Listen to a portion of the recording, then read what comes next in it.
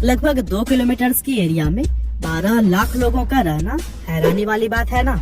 लेकिन ऐसा ही कुछ हाल है सपनों के शहर मुंबई के बीच में बसने वाले सबसे बड़े स्लम एरिया धारावी का, जहां पर रहने वाली जनसंख्या कई देशों की जनसंख्या से भी कहीं ज्यादा है। और आज की इस वीडियो में भी हम आपको वर्ल्ड के one of the biggest slum Dharavi के बारे में बहुत सारे इंटरेस्टिंग फैक्ट्स बताने वाले हैं। फैक्ट नंबर 1, मुंबई शहर के बीचों बीच मौजूद धारावी स्लम का यह एरिया 18वीं सदी में एक आइलैंड हुआ करता था, जहां पर मछुआरे मछली पकड़ने का काम करते थे।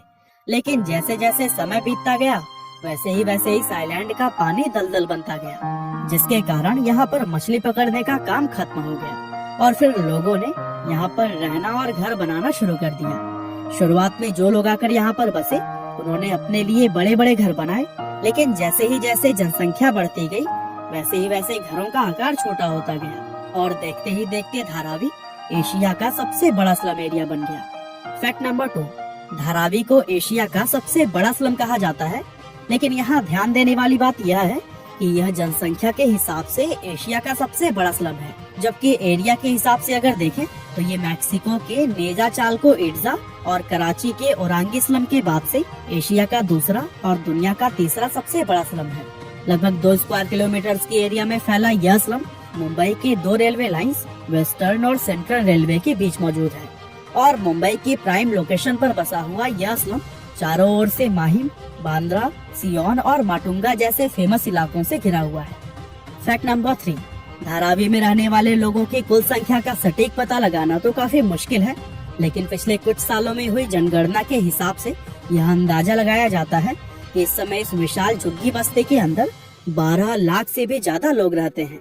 आपकी जानकारी के लिए बता दें कि स्लम की आबादी दुनिया के कई सारे देश जैसे कि फिजी, बहरीन, बहामास और ग्रीनलैंड की कुल जनसंख्या से भी कहीं ज्यादा है और इस आबादी की वजह से ही इसको दुनिया का सबसे घना इलाका भी कहा जाता है, क्योंकि इतनी कम जगह में लाखों लोग जिस तरह से यहाँ पर रहते हैं वो वाकई में एक कमाल की बात है। यहाँ रहने वाले लोगों में 63% हिंदू, 30% मुस्लिम, 6% ईसाई और 1% अन्य धर्म के लोग हैं। फैक्ट नंबर 4, एक स्लम एरिया होने के बावजूद भी धारावी के लोगों में टैलेंट की कोई कमी नहीं है। साल 2016 में यहाँ रहने वाली 12 से 14 साल की कुछ जीनियस लड़कियों ने 3 अलग अलग एंड्रॉइड एप्लीकेशंस बनाकर सबको हैरान कर दिया था। इनमें पहली एप्लीकेशन का नाम पढ़ाई है मेरा हक है, जो कि एक लर्निंग एप्लीकेशन है और इस एप्लीकेशन के जरिए लोग हिंदी, इंग्लिश और गणित की कुछ बेसिक पढ़ाई कर सकते हैं। इसके अलावा दूसरी एप्लीकेशन का नाम है विमेन फाइट बैक, जो कि महिलाओं की सुरक्षा के लिए बनाई गई है। और अंत में तीसरी एप्लीकेशन पानी है जीवन के नाम से बनाई गई है। इस एप्लीकेशन को यहाँ पर रहने वाले लोगों के बीच पानी के लिए होने वाली मारामारी को खत्म करने के लिए बनाया गया है।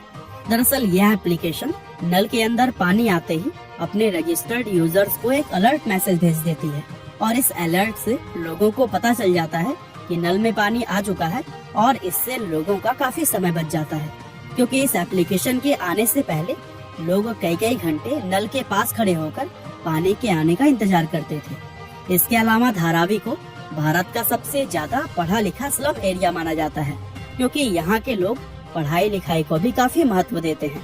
और दोस्तों, आपको यह बात जानकर काफी हैरानी होगी कि इस इलाके का साक्षरता दर 69% से भी ज्यादा है और एक स्लम एरिया होते हुए भी इस तरह का साक्षरता दर होना वाकई में एक कमाल की बात है।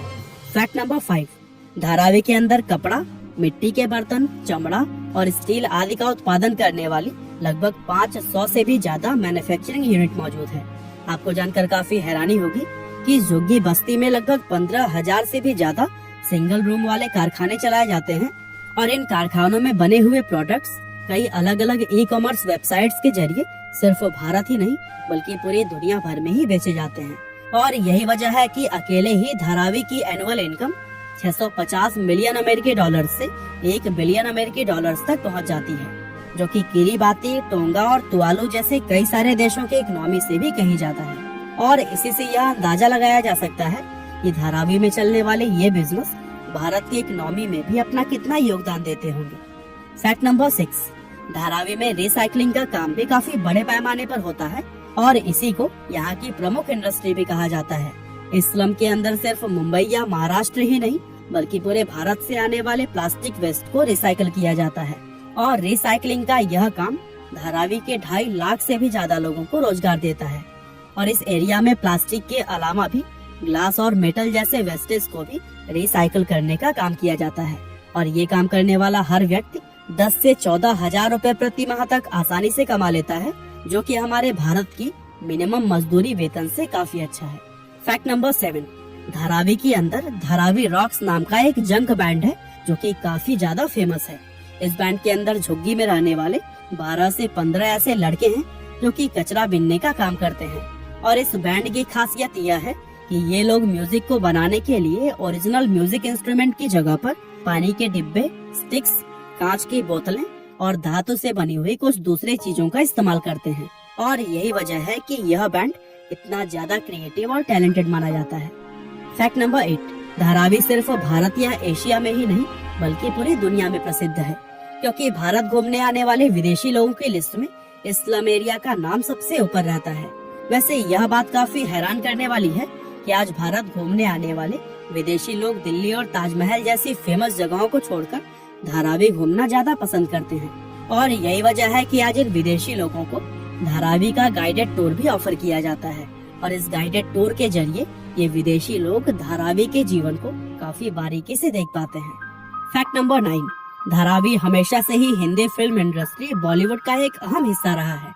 मशहूर फिल्म डायरेक्टर और राइटर सुधीर मिश्रा ने 1992 में आई धारावी नाम की अपनी फिल्म के अंदर स्लम के लोगों की लाइफ को काफी अच्छे से दिखाया था, जिसके लिए इस फिल्म ने नेशनल अवार्ड भी जीता था। इसके अलावा ऑस्कर विजेता फिल्म स्लम डॉग मिलेनियर भी धारावी के स्लम में ही शूट की गई थी। इन दोनों फिल्मों के अलावा और भी बहुत सारी फिल्मों जैसे कि दीवार, सलाम बॉम्बे, परिंदा, भूतनाथ रिटर्न्स, आमिर और गली बॉय की शूटिंग भी धारावी में ही की गई है। और इन सब के अलावा बॉलीवुड में काम करने वाले जूनियर कलाकार सबसे बड़ी संख्या में धारावी से ही आते हैं। और यही वजह है कि बॉलीवुड और धारावी का यह नाता अटूट है। तो दोस्तों, यह थे धारावी से जुड़े हुए कुछ इंटरेस्टिंग फैक्ट्स। क्या आप कभी स्लम एरिया में गए हैं, या फिर अगर आप यहीं पर रहते हैं तो फिर हमें कमेंट करके जरूर बताइए।